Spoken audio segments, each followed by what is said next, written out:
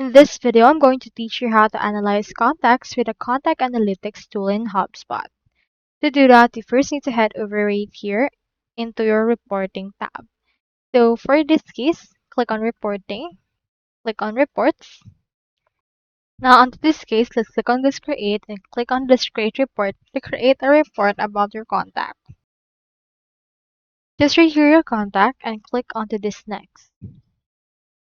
You can also apply right here date ranges, choose right here options for charts, however, and also the fields right here. For the contacts, you can add right here any properties that you want aligned. I'll add right here some annual revenue as well as this close date. Now all the data will be added right here.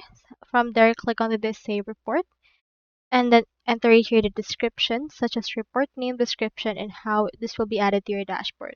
Also use right here the AI or this assistant to help analyze the actual report right here.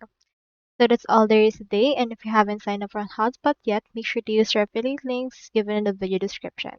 Thanks for watching. I'll see you in my next video.